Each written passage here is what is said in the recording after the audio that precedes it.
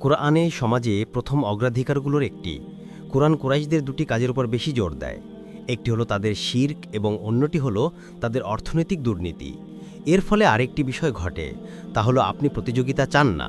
আপনি চান আপনার প্রতিযোগী ধ্বংস হয়ে যাক।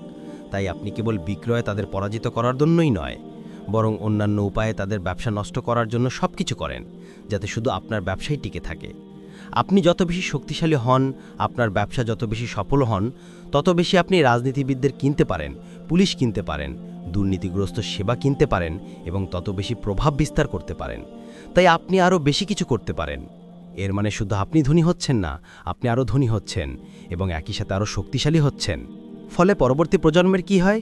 তাদের মধ্যে উদ্ভাবন, উদ্যোক্তা হওয়ার সম্ভাবনা থাকে, নতুন কিছু শুরু করার ক্ষমতা থাকে, কিন্তু তাদের এটা করার কোনো কারণ থাকে না, কোনো প্রেরণা থাকে না, কারণ তাদের কাছে সরকারের সমর্থনের আরাম আছে। তারা জানে সরকার তো আমাকে সাহায্য করবেই।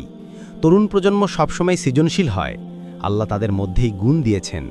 কিন্তু যদি তারা এই সৃজনশীলতা ব্যবসা, প্রকৌশল, ডিজাইন, উদ্ভাবন বা ভালো কাজে ব্যবহার না করে, তাহলে তারা এটি মাদকের জন্য ব্যবহার করবে। এজন্য মুসলিমদের পরবর্তী প্রজন্মের উচিত ব্যবসার শক্তি বোঝা। তাদের বোঝা উচিত সম্পদ গড়ার শক্তি, আল্লাহর নির্দেশনায় পরিচালিত সম্পদের মাধ্যমে প্রভাব তৈরির শক্তি। কুরআনের প্রথম দিকের সূরাগুলোতে আল্লাহ ব্যবসায়িক বিষয়ে অনেক কথা বলেছেন। যদি আপনি লক্ষ্য করেন, আল্লাহ বারবার ধনী ব্যবসায়ীদের দ্বারা সংগঠিত অন্যায়ের দিকে ইঙ্গিত করেছেন। তাই ব্যবসায়ী দুর্নীতি কুরআনের সমাজে প্রথম অগ্রাধিকারগুলোর একটি।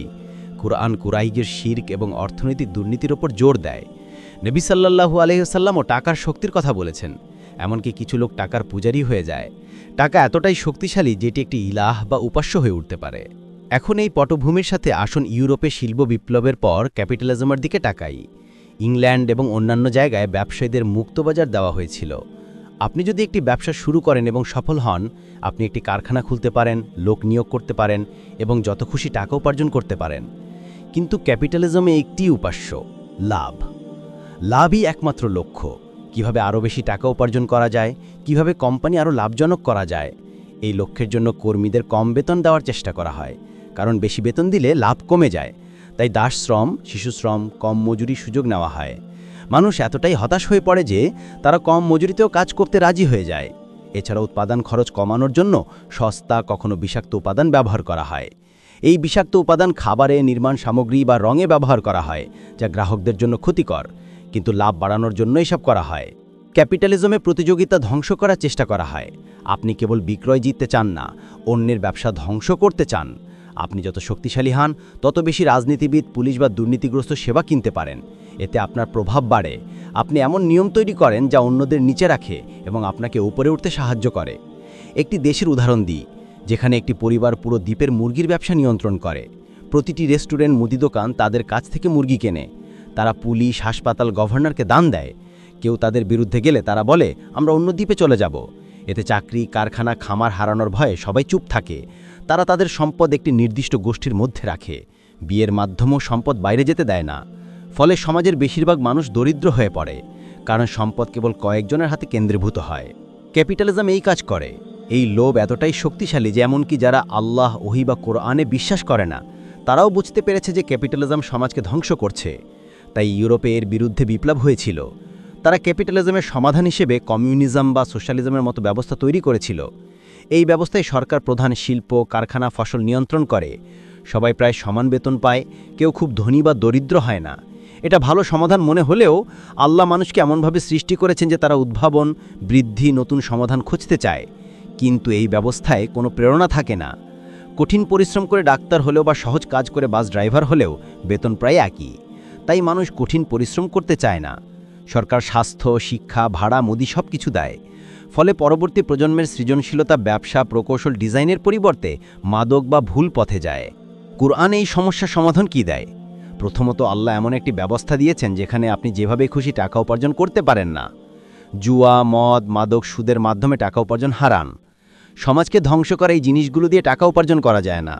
দ্বিতীয়ত, আপনি গ্রাহকদের যা খুশি বিক্রি করতে পারেন না।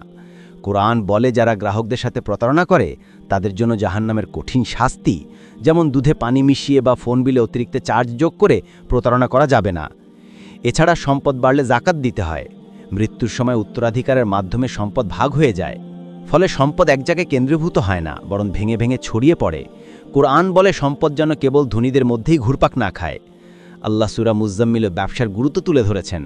তিনি বলেছেন, কিছু মানুষ ব্যবসার জন্য ভ্রমণ করে, তারা হালাল উপার্জনের জন্য কঠিন পরিশ্রম করে, আল্লাহ তাদের জন্য সহজ করেছেন। একজন সাহাবী বলেছেন, তিনি 2 ধরনের মৃত্যু চান, হয় আল্লাহর পথে শহীদ হওয়া, নয়তো ব্যবসার জন্য ভ্রমণের সময় মৃত্যু।